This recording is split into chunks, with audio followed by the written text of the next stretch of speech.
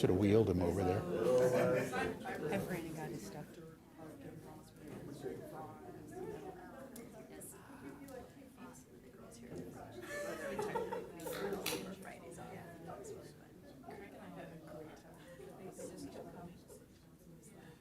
We loved it. Like we went out. They were just, some people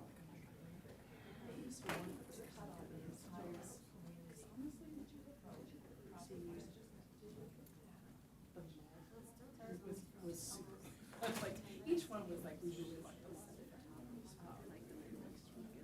Oh, I love that. Oh yeah, I know. It was like there was people like this, and I was like, I'm like all over. Just wrapped it up on that. That was probably one of my favorites. And it was all kind of cool. So I did enjoy it.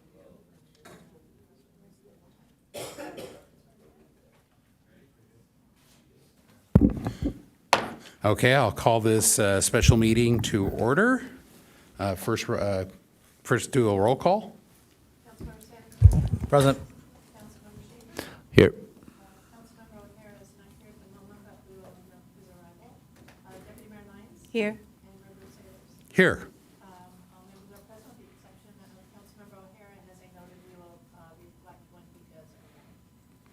And we have one agenda item tonight. It is the Cooperative Fire Management Services Agreement with the cities of Del Mar, Solana Beach, and the contact person is Chief Gordon.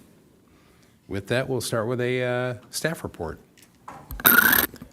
Mayor, Deputy Mayor, council members, thank you for having me this afternoon. So just a little bit of history with the Fire Management Services Cooperative Fire Management Agreement. One of the reasons we're here tonight, or this afternoon, is the governance board members here have asked us to bring back some information about the fire management services and kind of the future direction of where we're going. So, just to let everyone know, my name's Josh Gordon, I'm the fire chief, and with me is Deputy Chief Jorge Sanchez. Is your mic on? How about now? All right, I'll just get close. All right, so what we're gonna do is a quick review of the Encinitas participation in the fire management service, as well as a recommendation for the future. We start with the agreement itself. Since 2009, the cities of Encinitas, Del Mar, and Solana Beach have operated under Cooperative Fire Management Services Agreement. And what that did was it consolidated the fire department's executive management functions across all three jurisdictions.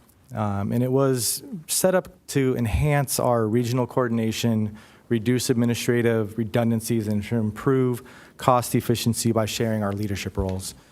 The agreement includes a cost-sharing model based on the population, the geographic area, call volume, and staffing.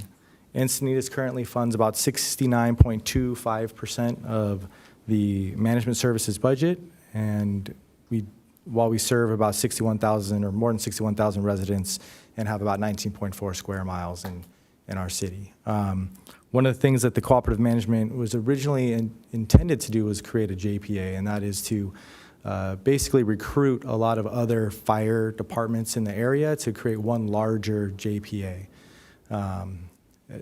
That didn't happen, so Ranch Santa Fe, Solana Beach, Del Mar, and Encinitas were all the original 2009 participants of the Cooperative Management Agreement with that goal in mind, but as you see today, that never happened.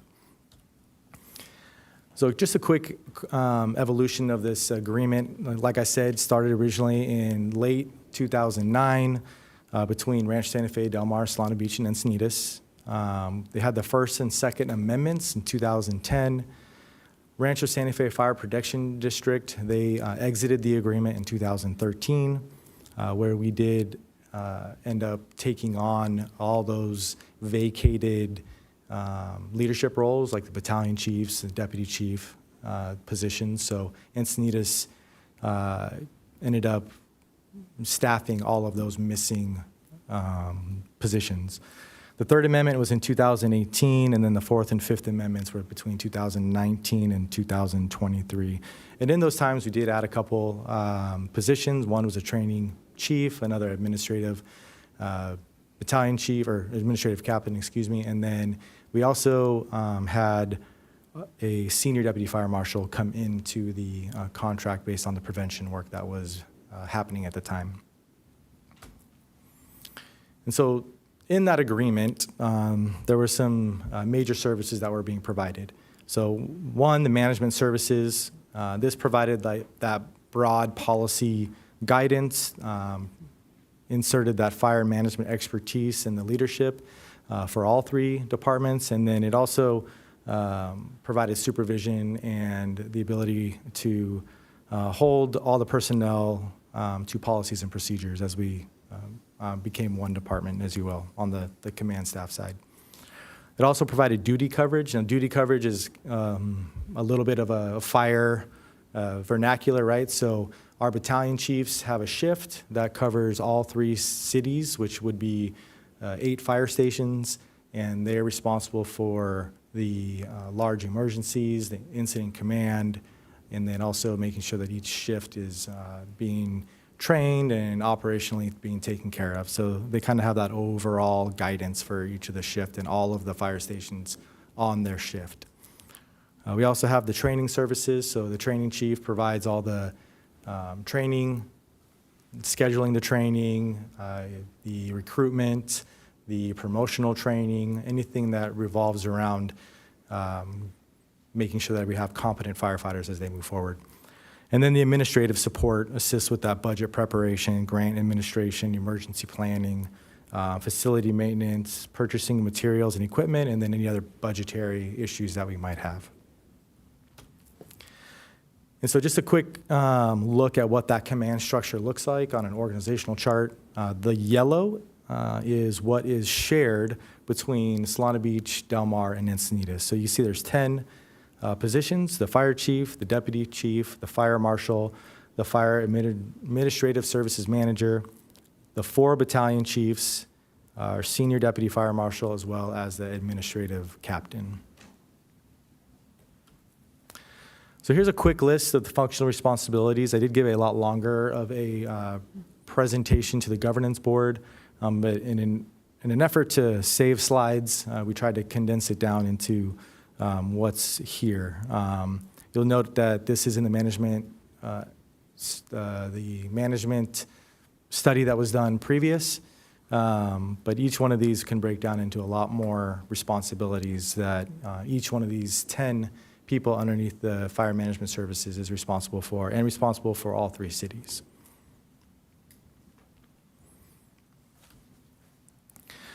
So just a quick overview of that cost allocation structure. 10% is equally shared between the 3 cities.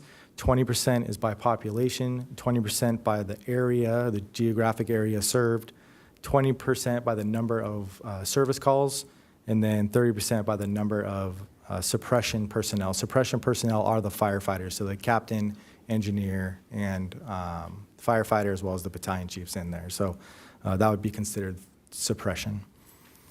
So for fiscal year 2025-26, the co-op revenue projection in Encinitas is proposed to be about $850,000. So withdrawing from this co-op would reduce the fire department revenue and require a budget adjustment or some future budget assessment to figure out how that revenue gets returned to us.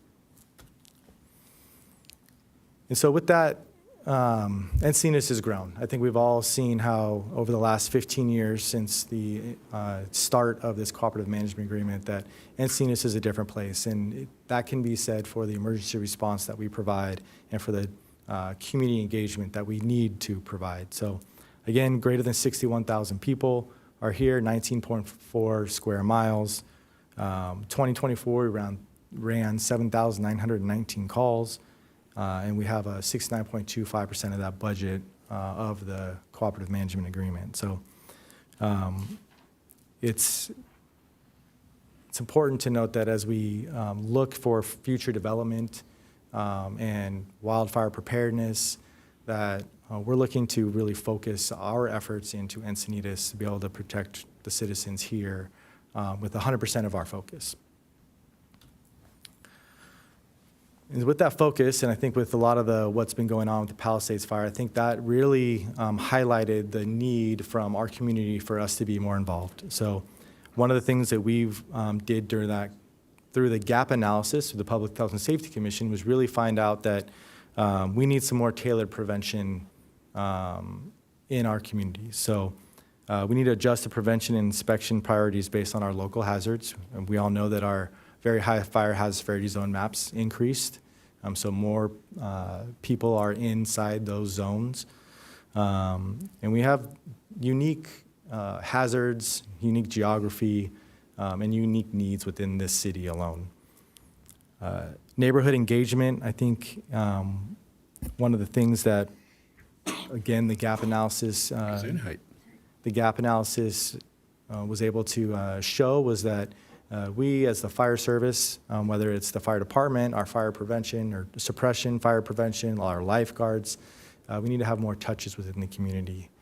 We need to be able to focus more on what the needs are here and be able to really define and develop those plans so that we can benefit the citizens and those that are here in our communities.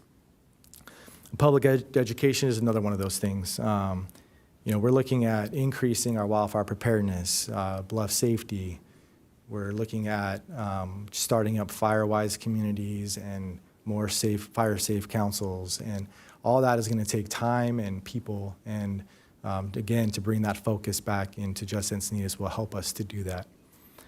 And then the responsive services, right? We need to develop agile, responsive services aligned with local needs as the city confronts emerging challenges like behavioral health incidents and homelessness. We just had the HAP meeting the other day, and we as a command staff want to be way more involved in how we help provide solutions from the fire safety side. So we want to be more committed to be able to give that time and effort into those kind of conversations. As we talk here too, we're listening to the council. We're looking at what the goals are and the strategy, the strategic alignment is for our council. Climate action plan. As a command staff here in the fire department, we need to be more involved in those conversations to help with vegetation management issues and get out there in front of some of the challenges that we've had to cut back vegetation management. I know we brought the gap analysis, and one of those things was utilizing a biologist, right? So to be able to work with those biologists, work with different services to help do vegetation management in an environmentally friendly way, we're committed to doing that.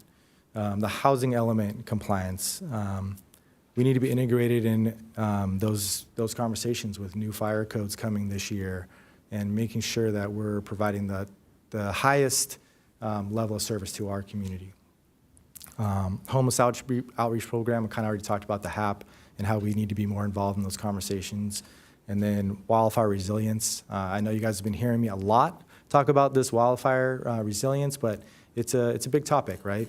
The Palisades fire was another eye-opener. While there's been fires in the past before that should have been eye-openers, but I think for some reason this time it's really been able to help guide us on some decision-making here in the future, and this is one of those decisions that we're looking for. Another issue that we have is a little bit of that limited capacity for innovation. I know there's some thought that, hey, how come your staff isn't doing that now?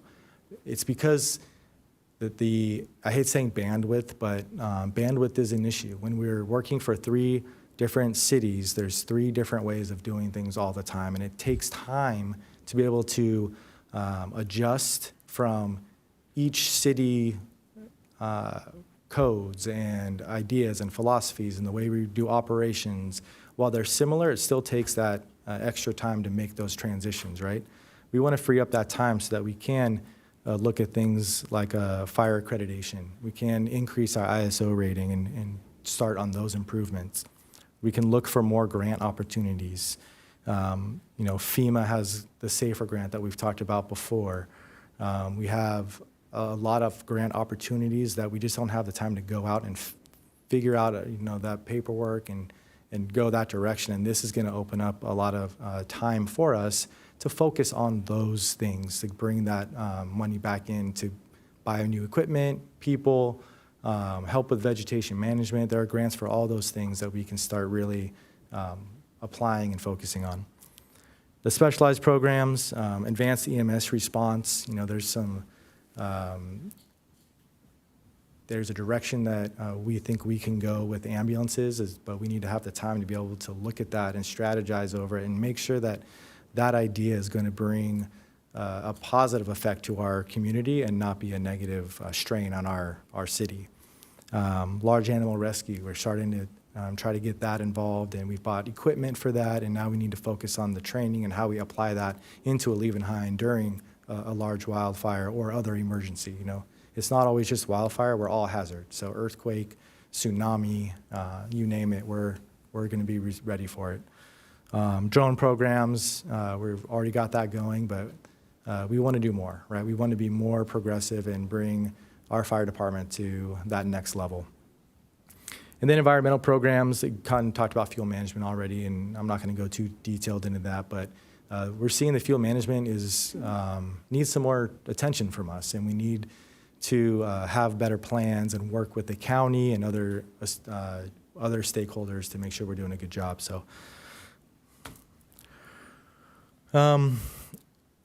with the recommendation from us to move in a direction that dissolves the agreement, I think there's a lot of misnomers or misinformation out there that we're trying to get rid of this regional collaboration, that we're trying to only look into Encinitas. We still have mutual aid, or actually a better word for that would be automatic aid, as well as this boundary drop, right? So we still have strong partnership with all of the fire departments within our zone.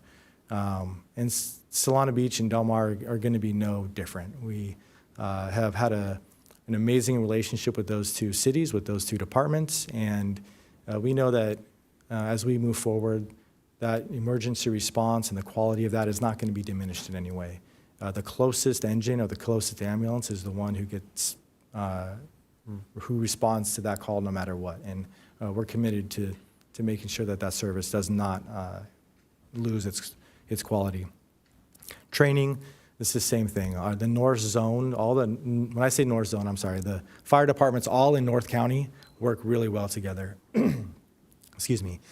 We collaborate on pretty much everything, and training is no exception. We still are going to train with the Solana Beach and Del Mar and all the other fire departments that are around us for that regional competency to make sure that we work well together. We're on the same page, if you will, on our operations.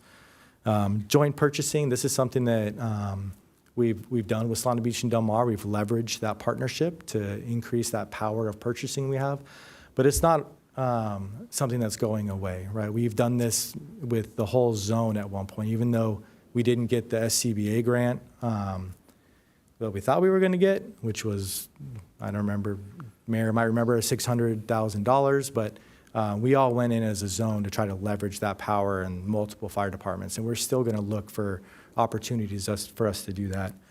And then disaster response, right? We're going to collaborate on all of our disaster response planning. That is part of what the fire department does, whether we're in this agreement or not. So there's a commitment from us, and I know from every fire department in this county, that we are committed to providing the highest level of service to our citizens, whether it's in our jurisdiction or not.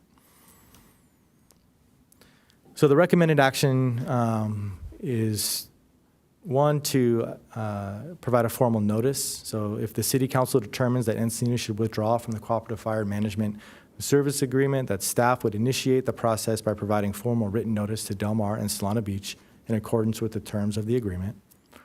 We would have a transition timeline created. So we would establish a transition timeline to ensure continuity of services in alignment with the city's fiscal planning, allowing all parties sufficient time to adjust their operations and budget. We'd also conduct a comprehensive assessment of the budgetary impacts associated with operating an independent fire department, including personnel, equipment, and administrative support needs. And then throughout the process, we coordinate closely with Del Mar and Solana Beach to ensure a smooth an orderly transition, minimize service disruptions, and maintain strong interagency relationships. With that, we'll take any questions that you might have. Do we have any preliminary questions? I don't see any yet. Oops, let me switch over. And how many public speakers do we have? 3. 3. Let's take the public speakers. Okay, our first speaker is Sheila Cameron with time donation from Natalie Satoon, followed by Rachel Graves, and then Ron Dodge.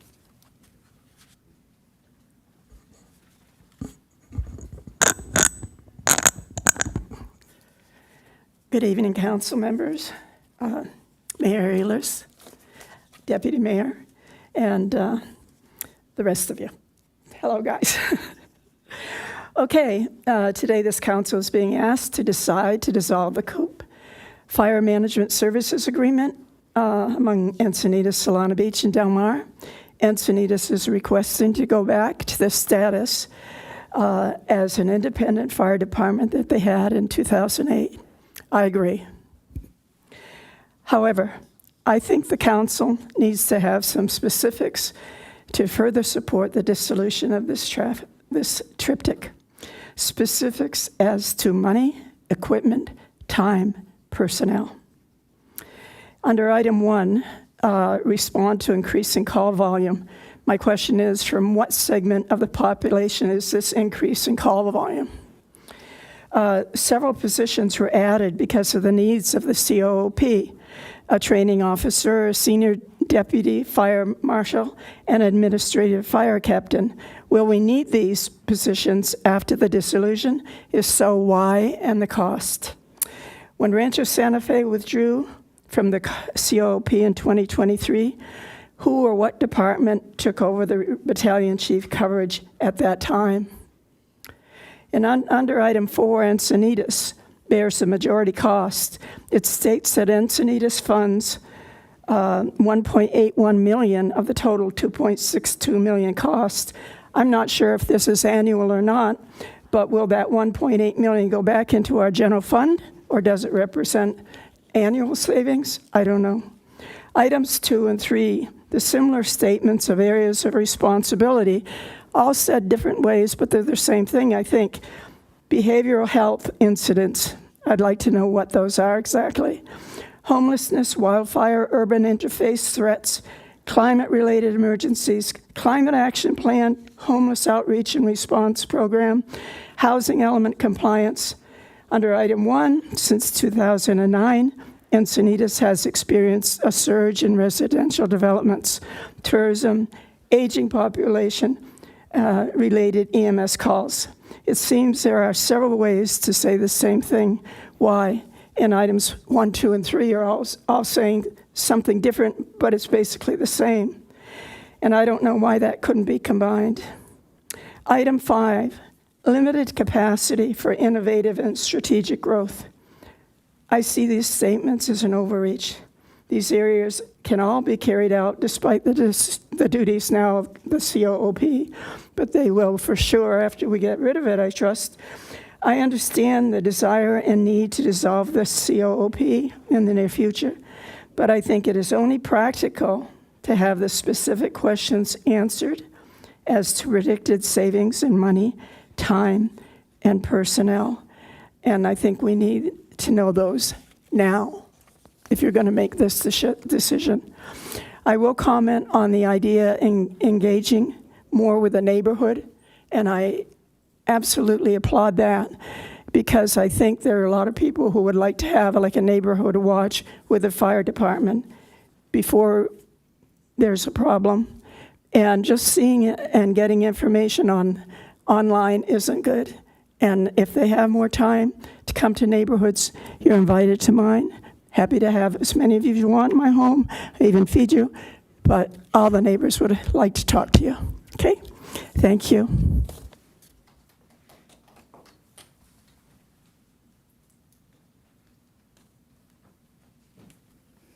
This is real close to you guys tonight.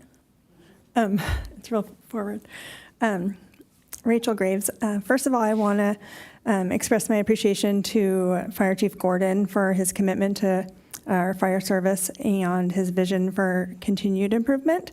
You guys, council tasked the Fire Chief and Public Health and Safety Commission to identify and prioritize our community's fire safety needs. And while there were many suggestions on the list, the top priorities seemed to be the 3-person minimum staffing at Station 6, building out a Station 6, a deputy fire marshal, a community engagement specialist, and 4-person staffing, I believe, especially on the truck. In that report, it was said that without necessary support from the city of Encinitas in the form of budgetary approval and personnel additions, the Encinitas Fire Department will be unable to fully close the identified operational, prevention, and emergency management gaps. And so my question tonight is, will losing the $850,000 annually impact any of those the 5 priorities I listed? And so tonight on tonight's report, it does state that staff would conduct a comprehensive assessment of budgetary impacts associated with operating an independent fire department, including personnel, equipment, and administrative support needs. So I will reiterate what Sheila Cameron's recommendation was, is shouldn't we have this information tonight to make that decision whether to pull out or not?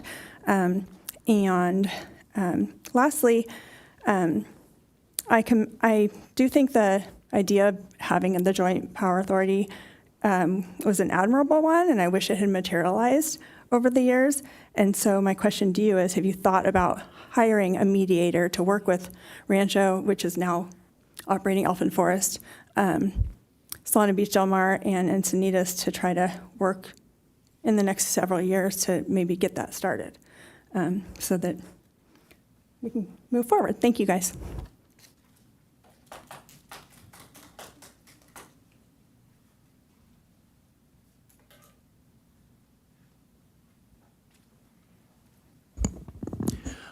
Good evening, council and staff, Mayor Ehlers, Deputy Mayor Lyons, and council members O'Hara, Schaefer, and San Antonio. My name is Ron Dodge, and I'm a resident of District 1 and New Encinitas. Interesting combination. And my point is very simple and straightforward. And I know that the staff is very aware, our professional firefighters and like, that the maps have changed. And in my neighborhood, down that El Camino corridor, the old map, its eastward extension stopped at El Camino Real, essentially. And now it extends into the Scott Valley, east along Olivenhain, and generally east of El Camino Real into the neighborhoods, a couple or more blocks. So things have changed there. I don't know how many of my neighbors are aware of it, but it makes for a different situation out there in the fire world. I just wanted to make that public as part of that public engagement so that we're all aware. Thank you. That concludes public comment. Okay. I think I'll hop in first with some questions of clarification for staff now, based on some of the questions we got from the audience. The first one, what is driving the call volume increase? Is it more medical calls, more fire calls, a combination? What's your observation? Yeah, I think when you look at our call volume, medical calls is always ticking a little bit more than all the other, whether it's a technical rescue, a fire, vehicle accidents. But we do have an increase in vehicle accidents. And then I think I've provided a presentation before where even our fire call volume has increased. And we're attributing that more to the lithium-ion batteries that we have in all of our garages. And I think our data is showing that 80% still of most of these fires are from lithium-ion batteries. So, it does ebb and flow when it comes to the increase in the type of call volume that we're getting. But we do have a lot of skilled nursing facilities or assisted livings, and those do increase, the older our population gets, and that's where a lot of our calls come from on the medical aids. So you're saying that across the board, pretty much, but it's different factors have come up, both fire occurrence, medical emergency, aging population, and vehicle accidents, all up across the board. So not one single. Correct. And I think when we're looking at the future development here and the possible population increase, as we look at the calls per capita, we're also trying to get ahead of that.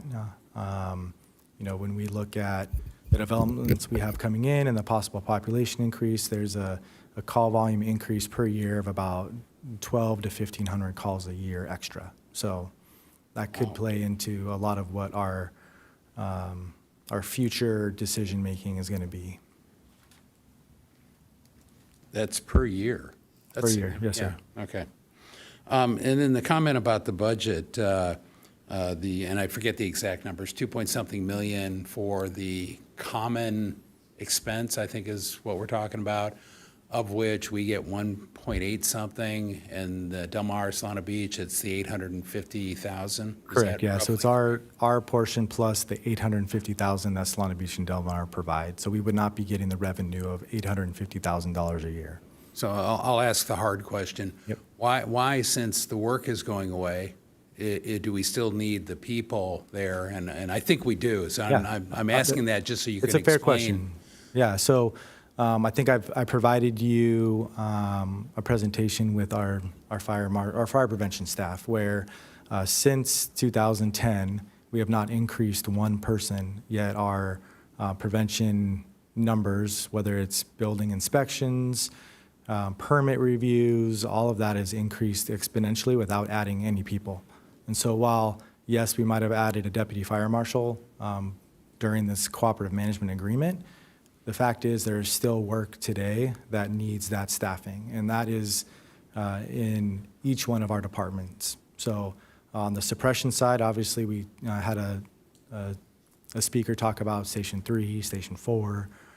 We've had on the administrative staff, the command staff, most departments have 2 deputy chiefs. We have 1 deputy chief, and that is with a single department with about the same size, about the same call volume. So we're understaffed as it is. And so with the 10 positions that are within the Encinitas, Solana Beach, and Del Mar Fire Management Services, those 10 will still be being utilized, and we'll do a great assessment. We'll look at how much extra work we can get done with that, but at the end of the day, those are still very needed positions within the department. Well, and I think on page 54 is the Fitch report from 2021. You don't need to pull it up. But in there was a really good analysis, and this was done before you were chief. Correct. The good analysis that showed the number of different administrative staff we have compared to similar Southern California agencies, maybe Northern California, mostly Southern California, I remember, Orange County and whatnot. And it showed we were probably understaffed compared to their staffing levels. And I thought that was a pretty compelling argument that we probably need more of the battalion chief, fire marshal, and even the fact that the the 2 other cities are actually contracting a lot of their fire marshal work out and paying for that separately outside this shows that there was need for increasing staff. So I'm pretty comfortable with it, and I think you've gone through and in reading the Fitch report, I think it made a good basis for that. The question came up about equipment. The equipment is pretty much bought by city anyways, right? And so Correct, yeah, is there all any equipment shared is- equipment? Yeah, no, I mean, we do share some resources when it comes to a reserve apparatus. If, one of our engines go down, we can give Del Mar, let's say, the ability to use one of our apparatus to cover their loss at the moment to make sure that we have good coverage. And but for the most part, or besides that kind of borrowing, everybody is paying for their own equipment and their own personnel. Okay. And training officers, that need doesn't go away, and we're at least 2/3, if not more, of the demand for training. So Correct, yeah, and one of those, having a training chief really helps keep us under the state and federal mandates of training that we have, as well as when we're looking at our ISO rating, that is a need that we need to help increase that ISO rating. So, because the documentation, the type of training, how we provide it, that's all looked at in the ISO. So that's an important position for us to have. Okay, couple more questions. First one, it may be you, it may be city manager. How will the $850,000 that we were getting from the other two cities, how will we offset in the budget? And I don't know if you want to, which one of you wants to respond Go ahead and first? take the grant part first. Yeah, I think, with the ability for us to provide a little bit more focus on grants, right now our staff doesn't have that ability to really sit down and go through the grants and do all the work that's needed to apply for those grants. Now, we do with the SAFER grant we're working on right now because of Marco San Antonio's council-initiated item. Sorry, I had to think of how to say that. So we're looking at ways through grants. The SAFER grant, I have a list the AFG grant, which helps with equipment. We have certain Department of Agriculture, USDA grants that we can do for fire prevention or fuel management, stuff like that. So we have this great list of grant opportunities that we want to get to and help bring back some of that money on the general fund side of equipment and programs, whether it's services or not, to be able to, bridge that gap. And then I'll turn it over to the city manager to complete that. Thank you, Chief Gordon. Thank you, Mayor Ehlers, for the question. So a couple things that we're looking at. This year, we are using mitigation fees to pay off some of our debt capacity. I've looked at that further. I think there is more capacity to pay some of our debt off with park acquisition and park development funds. Also, one of the things we'll be looking at is we will be bringing the mitigation fee study back to council. It looks like it'll be August. We need to do a little bit more outreach on that and want to bring that back. The other thing that we're tasked with is looking at our fees, which are our development services and engineering fees. You will see an item coming up on a future agenda item for the CPI increase that was done a couple years ago, but we're actually going to take a deep dive. We currently have fees that recover anywhere from 34% to 80%. What was presented to the former council during last year's budget was by bringing the fees up to either 80% or 100, which 100 is a very big jump, could bring in millions of dollars of new revenue. So looking at the different revenue sources that we can bring in, looking at using mitigation fees, and plus looking at using mitigation fees for some of our traffic projects. So we have RTCIP, we've got traffic mitigation, we have flood money. We will be bringing in more fire mitigation. So talking to the chief, we've looked at that. There's also another idea that we're looking at possibly about recovering some insurance money that will likely bring that back to council, and that could be anywhere from 100 to 150. So I think with looking at our fees, obviously we are lucky enough that our property tax goes up, sales tax usually goes up every year. Of course, we'll be diligent in looking at our expenses as well throughout the entire city. But the chief and I feel like the 850 that we can make up through different funding sources, grants, and also additional revenue sources. And then building on that, the timeline that we talked about at the Fire Governance Subcommittee with the other cities was if we were to go forward with this, and it had to ultimately come back here to have that decision, but we discussed a timeline of roughly 9 months so that we would transition during this coming fiscal year and would leave probably 3 months on the tail end. So that 850 would end up being prorated, paying 3/4 of it for this upcoming budget year, and then we would have to make up the 1/4 of the 850, or a little over 200,000 in the budget we're about to adopt next week. Yes, and I do want to let you know, Finance Director Gallup let me know that we do have in our CSA account $500,000, and that's used for emergency services. So from a budgetary standpoint for the next year, we're fine. It's really understanding how we're going to fund the 850 going forward, but depending on what we believe, and I believe we needed that extra 850 in just getting enough, what was it, you call it span of control in industry, I just call it management bandwidth. We need to be able to do more things with the people we've got on board, and we've been spreading them thin across three. I just think of the chief and various staff members driving to the other two cities and trying to convince the separate 5 people and city manager, oh, we need this funding, and then to go to the next city, do the same thing. That's a lot of time, and I think we're losing that's not where I want your expertise. I want your expertise in preventing. I always say, I don't want to be the mayor up there with you on one side and the city manager on the other side explaining what I should have done 2 years ago to avoid the problem we just had. I want to avoid it. I want to start working on it now so we avoid it in the future. Last question gets to Rachel's question about the larger, this was an interim step towards a JPA, and then a few years in, Rancho Santa Fe dropped out. Was there any thought given to not only trying to get Rancho Santa Fe back in, but Elfin Forest and doing a larger JPA? In my mind, that would make us much like the CSA 17 for fire, CSA 17 for ambulance, and the firefighters would all be wearing San Diego Fire Department patches, not Encinitas, Del Mar, Solana Beach, Rancho Santa Fe. Any thought given to that? Yeah, I think that thought has been, brought up since 2010 and trying to work that direction. And there's a lot of pieces have to fall together for that to happen. A lot of labor groups would have to be involved. City managers, city councils would have to be okay with giving up control of their fire department. So when we've had the conversations with fire chiefs in the past, there's not a lot of political will to go that direction with other cities. Yes, you can see this great savings, this money savings, but at the end of the day, there's not a lot of that willingness to give up control of the budget of what their fire service looks like. And I can be completely transparent here. There's always been talk of a North County, if you will, fire department with everybody being one Orange County Fire Authority model to that, but it's never gotten any steam because of the lack of political will from other cities, other city managers, and other councils to really go that direction. So we've been sitting at a halfway point, partway point, and it's time to either go one way or the other.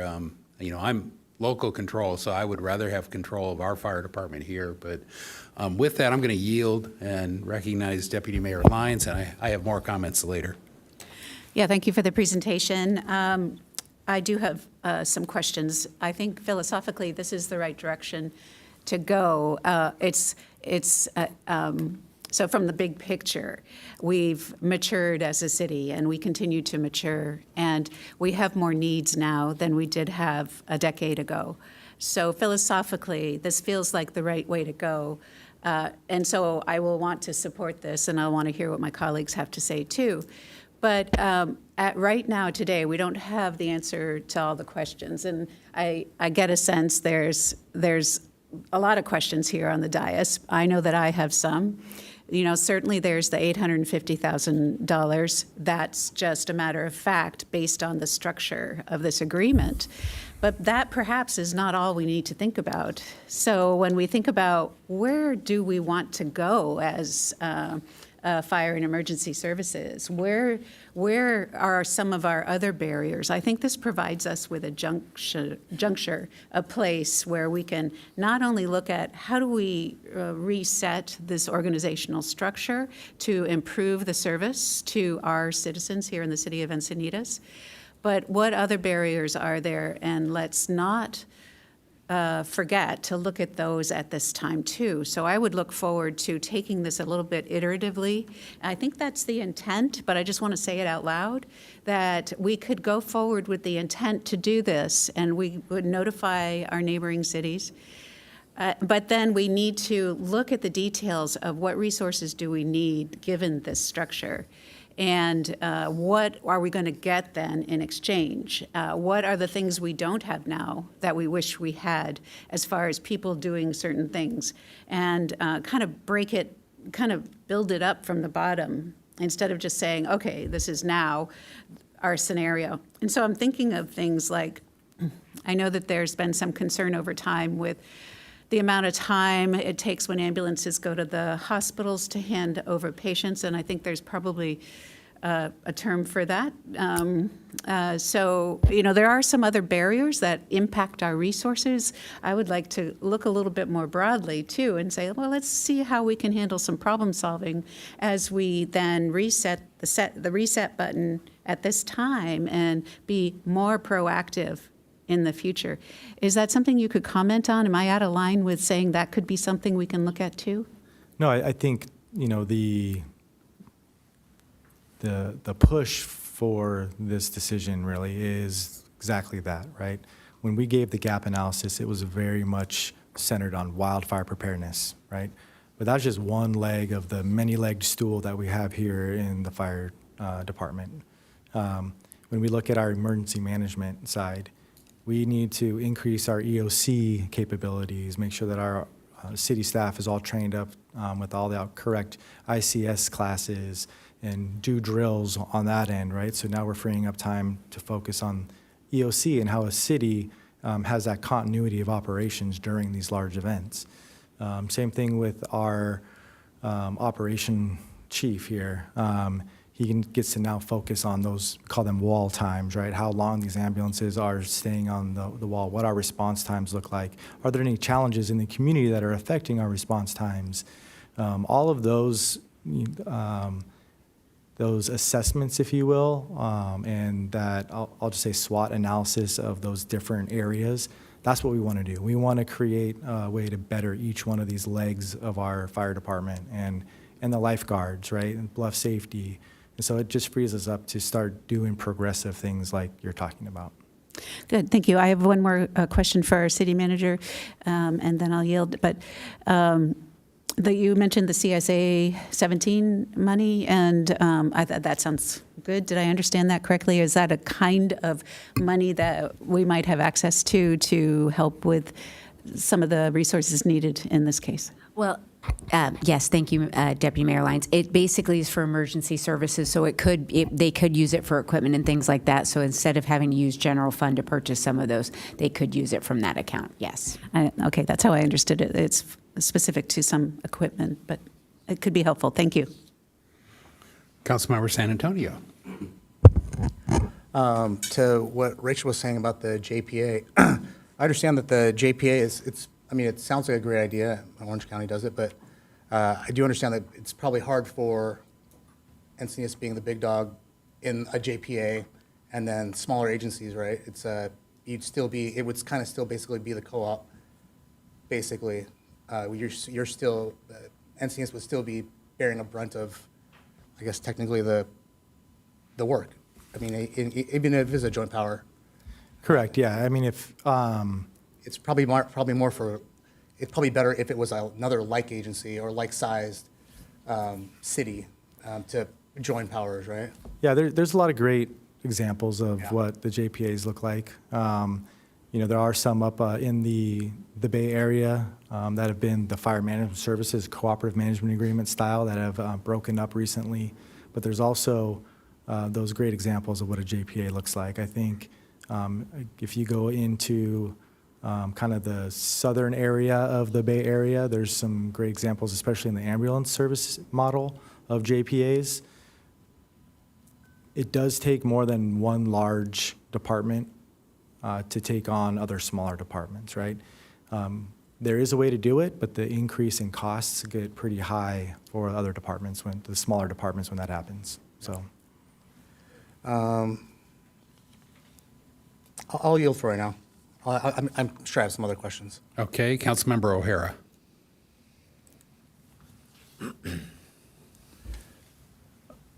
Thanks for a great report. A couple of questions just to go through with the $850,000 number that is out there. Dissolving the agreement, is that a number we negotiated with them, or we attempted to negotiate to see if they were interested in keeping the agreement, but they would be willing to pay more, or how did that? Can you give us a picture of that, please? yeah, there's been conversations about full-time employee, increased staffing, and unfortunately that didn't go anywhere. I think most of this movement is for the focus on Encinitas and less on what Del Mar and Solana Beach can provide. But I think if we were going to ask for FTEs and for an increase, it would be a pretty high cost that I'm not sure that they would accept that anyway. So, Okay, it hasn't reached that though. Okay, perfect.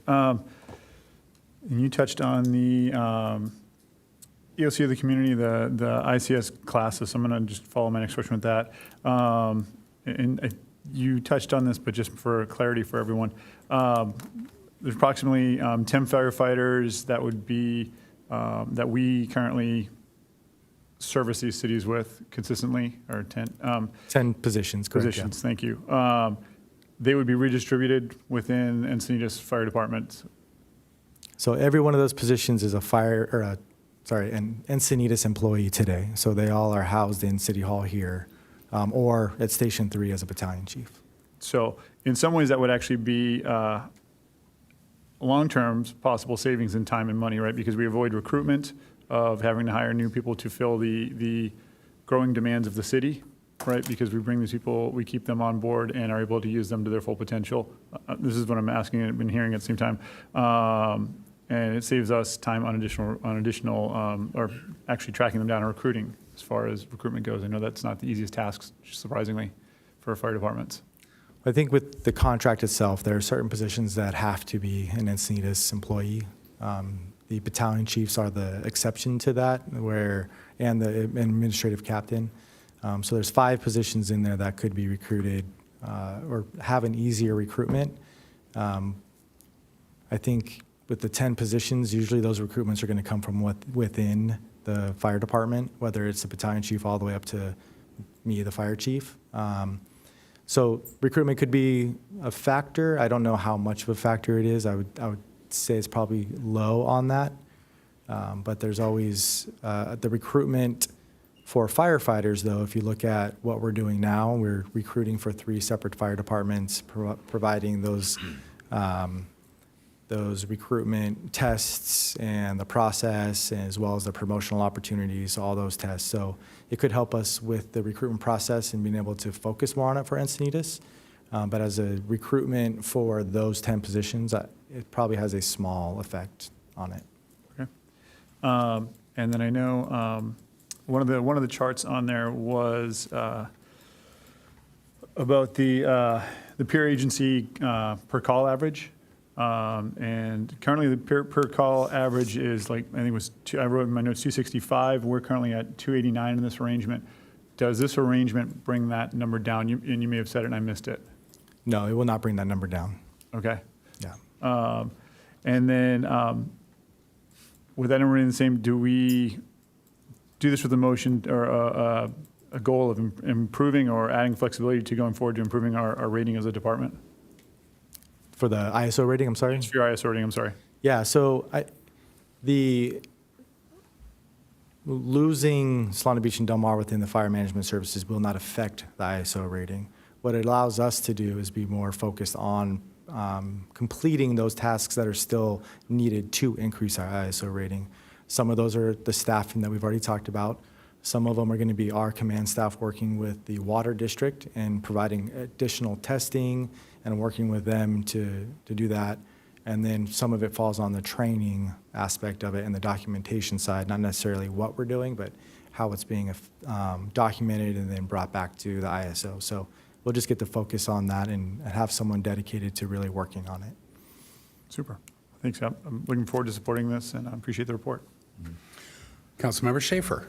Thank you, Mayor. So I am on the governance board, and we hadn't met for 2 years prior to about 6 weeks ago, and then we had another one 3 weeks ago. And to kind of answer your question with regards to asking for more money or getting an increase, fact of the matter is both cities at both those meetings were, I'm not sure the word's less than impressed, but they were not excited about the amount of service that they're getting for what they're already paying. So there wasn't even a chance to start talking about more money because they think that they're paying too much already. And so I'm going to go back to funding, time and energy, and then quality of output. And I think you've mentioned it and you've hit the nail on the head, Chief Gordon. Fact of the matter is we are 300% larger than the other 2 cities combined. And with the amount of microclimates, the lagoons that live and exist in the cities that all of us all of the different requirements that we have, freeway running through the town, which they both have as well, but a JPA with a larger organization, all these different locations have very unique, different, we have bluffs, they don't, they have mountains, we have some in the east side, but there's different requirements and different needs, and I just got to use the airline analogy of put your mask on first a little bit, and then we can help out. With the terms mutual support, all of the, what else you have? Joint purchasing, disaster response, all the stuff that we can do with the other departments already, and for what it's basically going to cost them in increase, I think it's actually a savings for them as well, as far as the other two departments. A savings for what it would cost them if we were to JPA now. Because we have a Station 1 and a Station 6 that we have some equipment needs. Right now, they don't need that. So their costs are going to come up, like Chief Gordon said, anyway. At this point, their costs are going to go up, but they can also get a lot more myopic on their own requirements for the two cities that they, if they choose to go together versus separate. If they go separate, it will cost them more. So to me, and where we are and all the things that we ask, especially in a community that has become, I don't want to use the, whatever, become a lot more requiring of our safety officials and our professionals. I think the time is ripe right now for us to make this split, as we have to go alone on some purchases, on some quality of output, ISO ratings and all that stuff. So I just couldn't thank you enough for, one, bringing this to our attention for where we are and what we're going forward. And I look forward to what Encinitas can become as not just a North County, a San Diego, but really a California display of what a fire department really can do. So thank you very much. Appreciate it. So I'm up next. The Fitch report, when it came out in 2021, I think it's attached, and on page 63, I thought the quote out of the Fitch report really hit it on the head for me, why I'm supporting it.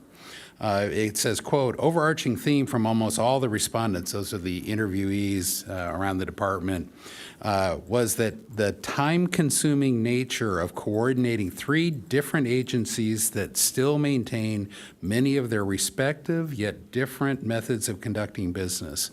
And I talked about this a little bit earlier, but whether it is whether you're doing the budgeting process, whether you're doing purchasings and processing purchasing, I can imagine you and your staff are just running in between, trying to get things through and get stuff done. Labor negotiations, fire station maintenance, all have to go through 3 different processes. And I want you to be able to focus on Encinitas residents, and making this the best fire department. ISO 1, if we can, I would love that. That has real effects on insurance rates in town. So I'm supporting it. I also looked at the lifeguards. Lifeguards are separate. We've kept them separate. For some reason, we have a little asterisk. We keep them off. Each one has their own lifeguard. Ambulance is under CSA 17, so it's not part of it. We would have more options, I believe, as a standalone fire department. We've got, the stations are already separate, and the staffing. And then the fire marshal, as I said earlier, the other 2 cities have already started really contracting their own. So we've been edging back towards this, and I think it's time to make a firm decision and go with it. So I support it. The one question we should talk about is timeline. I think a target of 9 months. The contract is 90 days or 30 days or 90 days, yeah, which is pretty short. And I would feel better about giving our partner cities more time. I do want to get it done within this budget cycle. And that's why I thought 9 months from July 1st is a nominal target. It allows for, if things don't quite work out, we have 3 months buffer and still stay in one budget cycle. It means that the prorated budget impact to the 25-26 budget would be quite nominal, a few $100,000, $200,000 or so, a little over. So I don't know if we want to make a motion. I can make a motion unless right, why don't I make a motion for discussion, just in the interest of time? And I'll move approval with a target timeline of, what does the 9 months work out to be? Is that I think we talked about that would be the end of March. March? Yeah, so March 31st? Yeah, I think there's 31 days in 31 March, so days? 31, Okay. March 31st, So- 2026. And I'll make that motion, and I will yield to Second. Deputy Mayor Lyons. I've got a second, too, from Schaefer. Okay, I was going to make a motion just very much like that, so good. I do want to discuss a little bit more than the opportunity for this to come back before us. And I agree with the motion to support the formal notice of this act of exiting the agreement, everything the mayor just said about that action. What I would like to do, though, is have a more of a public opportunity to understand what that means as far as the framework, the change in the framework of your department and what that means to the city. I mean, right now we're just talking about, well, this means, we'll use our resources differently. Well, I'd like to know about that. I'd like to know what those details are. And I think that as a part of the transition timeline, we could expect for staff to come back and report on the details of what exactly that means to us at the city, to our residents, to how they will feel like they're getting value out of this action we're taking. And so if we could make sure we add that in, I'd be favorable. Maybe that could be a friendly amendment. That sounds like a friendly amendment, yeah. Okay. When's our next fire governance subcommittee is coming up Next soon. Wednesday. And we've been doing them monthly, basically, although because of summer break and whatnot, every other month. So it's next Wednesday morning. My recommendation is we allow for 2 of those meetings and then have an update for us, because We're going to have to let them know about this decision tonight. Right. On next Wednesday. So if we can make the July 1 start date. Because this is our last fire governance meeting on the 18th, June 18th. Right. And- before our September one. 'Cause we were going to do it in August, but we pushed it to September specifically because everybody's back to school. I think one of them has their break on August. We have our break in July. We pushed it to September. So we really need to have a decision tonight that we can present to them on June 18th. Yeah. And I'm agreeing with that, and what I'm saying is that we would come back and report back to our council, our staff would report back to us what the impacts are, what they've learned as we go through sorting it out, and I'm wondering whether mid-September after the fire governance meeting would be appropriate, or do we want to do it in August? And it's a question for discussion, but it's a question on the friendly amendment. Yeah, I think we can do it in August, but I also think Chief Gordon did a good job of expressing exactly what it is. I mean, the 10 people that are split between 3 cities are pretty much in this room, and it goes into quality of output, but quality of life on the other side. So when you go home, this isn't you don't just turn off this job when you go home. Your whole life is in it. It's a lifestyle, right? And if you don't, and like you said, they don't really come from outside, they come from within. So even more so when you have buddies that are at a station, that you grew up with in your professional career, they're not just leaving that at home when they're in their own trouble. We had a fire station that guys were living at that was illegal. That's why we had to condemn it. So I think the real thing is you could ask all that you want, but from what we expect when Palisades happens, we want everybody to be at their best everything, not just their best at work, but also their best off duty, so that when they come back to work, they're excited, good, quality, everything through. So that's really, and he did a good job of explaining that towards the end. I'm not sure you heard all of it, but he did a better job, and I don't think there's going to be numbers that we're going to be able to come back with, and I don't want to speak for him. He can come back with it in August, but if you're looking for specific numbers versus just quality of the little things that add up to be a lot, like Councilmember O'Hara said in his comments as well. So I'll just leave it there. Yeah. Could I ask for the floor back? Yeah, go ahead. So the friendly amendment, I don't disagree with what's being said, but I do think that it deserves the public dialogue, because this fundamentally would change the structure of how we serve the people in our community. And I think that's good news. I think we're going to have better operational readiness. That's our goal. I think we're going to demonstrate we can do that better, and this is how our resources are going to be moved around, and this is going to justify, yep, that's a good thing. We're meeting that goal. And I think another one of our goals is to meet the ISO 1.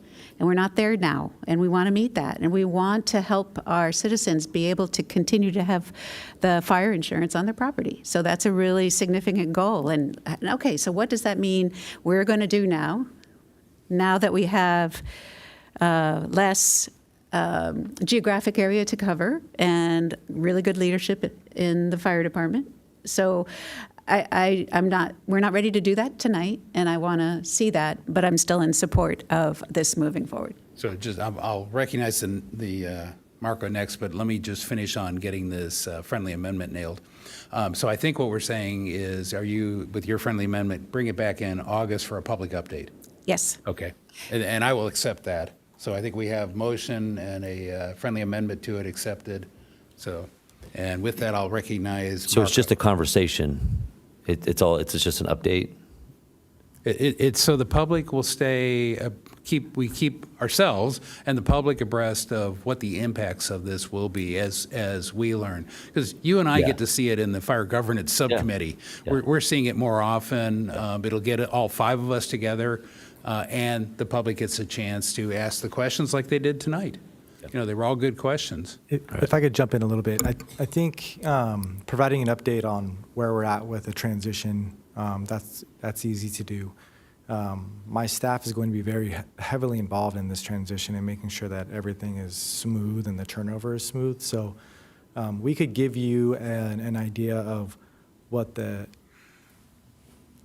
quality improvements are going to be and what programs we're looking at and how that we're going to affect the ISO rating and an accreditation in the future, and give you a list of these to-dos, if you will, or these wish lists of things that we want to work on with that extra time. But we're not going to have time to start on that stuff until we are transitioned and we're ready to go and we have that focus back to Encinitas, right? So I think an update in August would be good. Find out where we are, what we're doing, and then we can maybe in the future, before March at some time, give a little bit more of a breakdown of what is kind of penciling out to some of our free time, if you will, to spend on what Councilmember Lyons or Deputy Mayor Lyons is talking about with, what is the community getting from this extra time? And we can do that. I think part of the presentation, if I was going to forecast, would be some quality improvements on some of the stuff that we're already doing today and being able to move stuff forward a little quicker. But I think that first August one would be more of an update, and then we could talk about a different kind of update on the future later on, if you would accept that as a recommendation. Sure, that was a good clarification. I appreciate it. Also, as a reminder, Chief Gordon will be bringing back in August information on Councilmember San Antonio's council-initiated item about Fire Station 6. So I just want to make sure Chief Gordon has enough time to Thank you. do both of those. Councilmember San Antonio. I just wanted to say that I'm in 100% support of this. I didn't say it earlier, but, you mentioned before that in one of the previous meetings that there was a new approach of providing like a full-time or summer lifeguards with a career path, into the fire service. I thought that was a great idea, or maybe possibly hiring EMTs as firefighters. I know that you're going to eventually, all these things will come out because you'll have more time. I know that the time, if we all just didn't have our regular jobs and were able to commit 100% to the city, we'd be able to do even greater things here up on council. So I can appreciate that time is, there's not enough time in the day, and I say that every day to my wife. But I'm so happy, or I guess I'm so happy that we are going to be looking into the future for Encinitas, keeping our public health and safety number one. I know that with the time that you guys are going to be afforded without splitting time between the other two cities, I know that everybody here, it's that training time, that ability to be with each other and really get the best ideas for the future of the fire department. I really think that Encinitas Fire could be one of the top ones in North County, as well as the county. I believe that what the leadership you guys are bringing, I believe the young firefighters that are coming up, I believe everything that, just from the interactions I've had with all the firefighters, I know that the staff and what we have looking forward, that ISO 1 rating, that we keep bringing it up, that fire insurance. I mean, these are all such big things for the city of Encinitas. So I definitely look forward to what you guys have in store and what's going to come back in that, in August. So I definitely am in support of this. Thanks. I Councilman- think one thing with the lifeguards is like these are ideas, Yeah. right? I No, yeah, I know they're just Okay, ideas. like, even the firefighter EMTs, there's a lot of hoops that we'd have to jump through, labor negotiations and how we would handle that. So Just the amount of, the things you guys can now concentrate on. I know these are small things, but these small things will add up to big things. And, I definitely agree with what you guys, what you're putting forward. I notice how the words leave the podium over there and they get here, and it becomes a full commitment by the time it makes it up here. I love that about the acoustics in the room. Now, Councilmember Schaefer. Oh, you're good? Okay, so I've got nobody else speaking. I've got a motion and a second. I just want to clarify And the motion to make would sure you it's please? correct. So I have to initiate the process of withdrawing from the Cooperative Fire Management Services Agreement with a target end date of March 31st, Yep. 2026. I should put that in there. And then also direction to staff to return with an update on the status of the transition in August. Yeah, and if you could make that a public meeting update, right? That was the key component. Yeah, public meeting. And could I also clarify, because I don't think we quite captured what I was getting at. Yes, an update on the status of the transition, but really what I meant also is how then the framework will change. What will be different based on the fact we are no longer in this agreement. And I see that as things like the org chart will change. There'll be functional framework changes. Training will focus differently. So it's framework as Status well. of the transition and how the city's framework will change with the transition. And could I add to that, and what will stay the same, too? Yeah. Levels of service, all the other, there are many, many things that don't change, especially for Encinitas, because we'll have the staff, and we're already doing a lot of it already. So, Accepted. okay. Yeah, that sounds like we got agreement on that. Okay.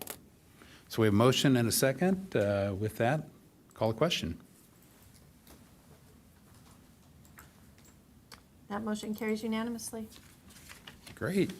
And with that, we are, any other comments? We're adjourned. Back here in 45 minutes.